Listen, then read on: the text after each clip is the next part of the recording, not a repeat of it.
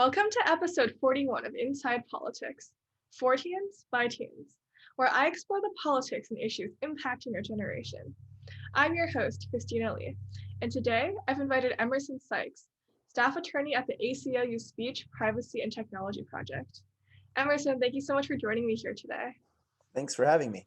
Yeah, of course. So let's jump right in. So could you start by giving a brief overview of your work at ACLU?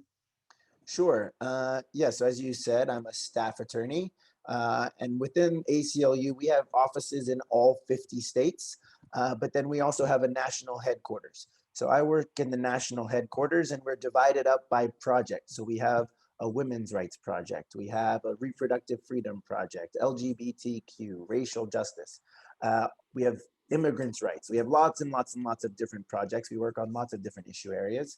And my project is called the Speech, Privacy, and Technology Project. So we deal with the First Amendment and the Fourth Amendment, which is basically the right to free speech and then the right to be free of unlawful searches and seizures. So I work on the First Amendment, which protects the freedom of religion, freedom of speech, freedom of the press, freedom of assembly. And within those, I'm narrowing down and narrowing down and narrowing down. Within those, I work on free speech and free assembly. So basically, that's the right to protest. I work on the intersection of free speech and racial justice. And then I also work on free speech on campuses. So there's a whole team of lawyers. A few of us work on the First Amendment. A lot of us work on all different kinds of civil rights issues. But I spend most of my time thinking about how the Constitution protects the right to protest, the right to dissent, the right to disagree with your government, and then also how those issues play out when we're dealing with issues of diversity, inclusion, belonging, as well as what happens when that happens on a college campus, especially. Understood. So I guess in the context of today, when we're still in the middle of a lot of protests nationally and locally, how has your work become even more important in this context? It's a great question. I mean, I think, thinking back to March, it's hard to think back that far, but thinking back to when the pandemic first hit, it seemed like the issues that I worked on were not that important. My colleagues who work on prison conditions were immediately very active, trying to make sure that people were protected while they were incarcerated. But then George Floyd was murdered right after Ahmaud Arbery, Breonna Taylor around the same time. And we saw massive protests breaking out in the street. And then my work and my colleagues' work became a lot more busy. We spent a lot of time doing know your rights trainings for protesters to make sure they understood what kinds of activities are protected and not protected. And then we also, and things to be aware of, practical things that people should be aware of before they participate in street protests or other types of demonstrations. And then once we saw the violent backlash by police, by federal officials, and even by private citizens, the ACLU and a bunch of other legal organizations became very busy filing suits, suing cities and law enforcement officials for use of excessive force and otherwise restricting people's right to protest. Understood. And I guess with the election coming up, how do you see your work continuing to be relevant? Well, I mean, I think what we've seen is that there's no sign that these protests will stop anytime soon. On the positive side, people are mobilized, people are engaged, people are really invested in the political process and in the broader movement for social justice in a way that we haven't seen in quite some time. There's new energy, there's a lot of new bodies, there's a lot of new ideas that are being discussed, and that's really inspiring and really hopeful. At the same time, it's a really contentious time, right? And so people who have power, people who disagree with the movement for social justice are pushing back with all their might as well. So I think going into the election, we can expect more of the same, if not, the temperature even being turned up a bit more.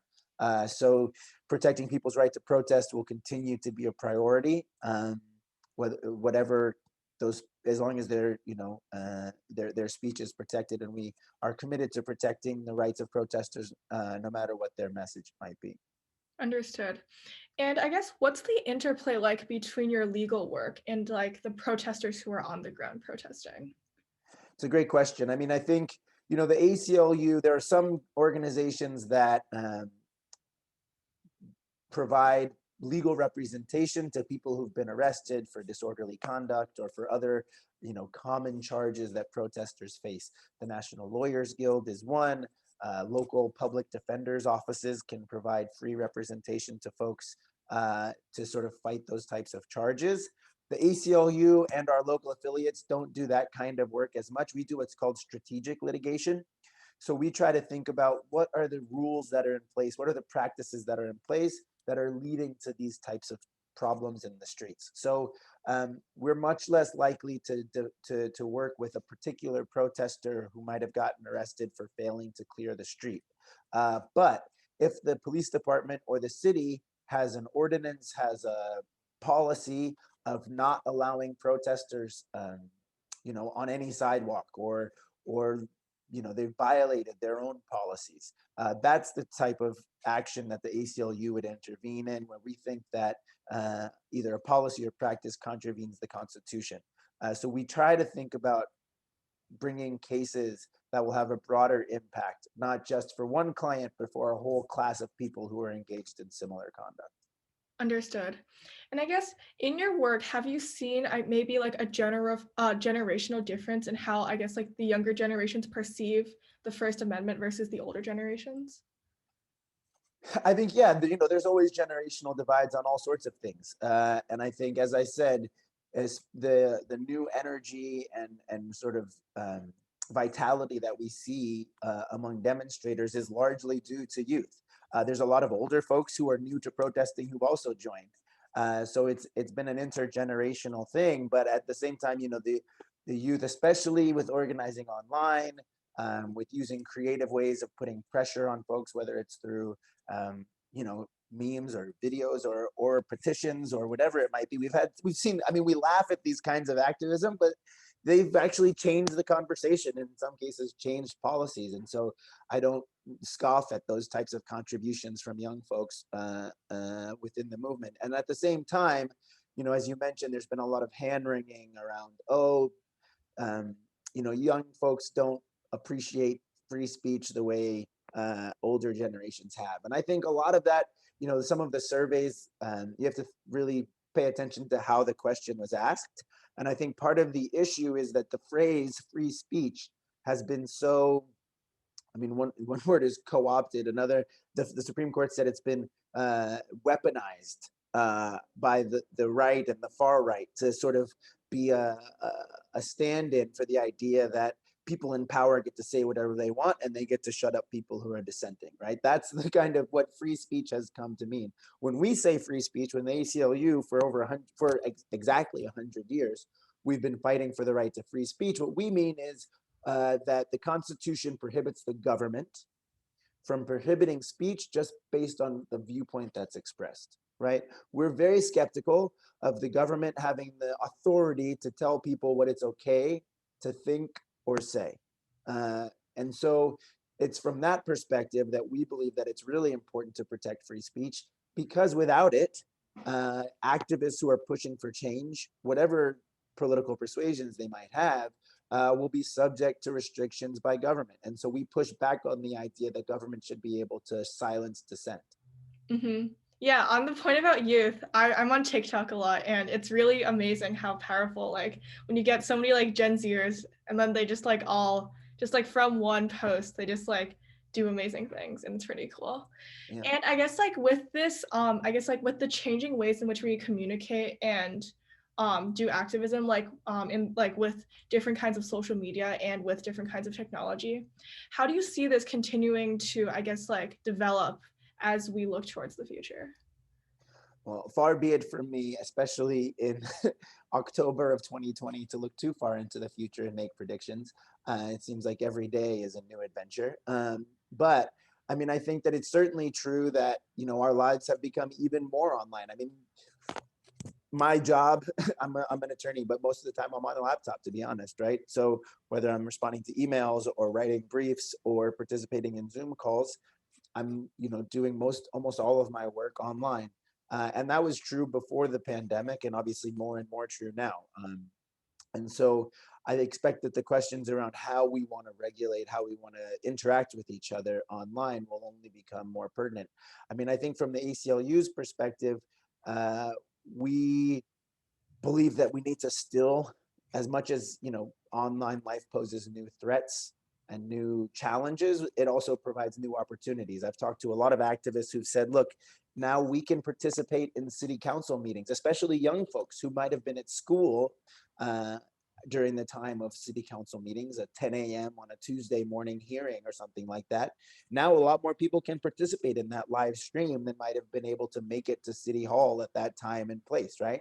So in some ways, living online can give people more access. It can also help connect activists in different geographic locations. Someone who might be in a super rural area where no one agrees with them on their particular issue can find a community through social media or other, sort of online tools. So it's been hugely beneficial and to activists in terms of organizing, in terms of access to certain kinds of fora. And it's also worth noting that without videos and without the sort of viral sharing of footage of some of the instances of police brutality against individuals and against protesters, large groups of protesters. I think, this movement would not be where it is now without that type of use of technology and telecommunication to spread its message. So I think there's good reason for people to be skeptical of Facebook and Twitter and their ability to manage dangerous speech on their platforms. But at the same time, we're also very hopeful about all of the ways in which activism can be more effective in terms of giving people voice and providing opportunities for collaboration. Yeah, definitely. And I guess like with the rise of technology, is there anything that we need to be careful or wary of? Because I know that there's like social media can be a big echo chamber for disinformation and misinformation. So how should we like be more cognizant when we're going about our activism, knowing that? Yeah, I mean, the good news is that the elites have less control over uh, the information flows. The bad news is that elites have less control over information flow, right? So, being a savvy consumer of information is important now more than ever. I think, you know, making sure that you don't take everything at face value, be skeptical of everything that you read, checking the sources, seeing if it seems reputable. And I think young folks have, more internet fluency than others. So I think they should get credit for their ability to discern fakes. I think probably better than older folks. But we all have a responsibility, not just to look at who shared it or who published it, but also to look at, read the article. Does it actually say what the headline implies? So often, the headline might be inflammatory and insinuate a certain thing and is designed to get you to sort of start thinking about all these other things that are related, when in fact, if you read down to the article, it's not actually saying any of those things at all. It's just sort of they knew that an eye-catching and inflammatory headline would increase attention. So I think taking the time to actually, you know, read things before you share them is a great first step, because just seeing where it was published, unfortunately, is not enough.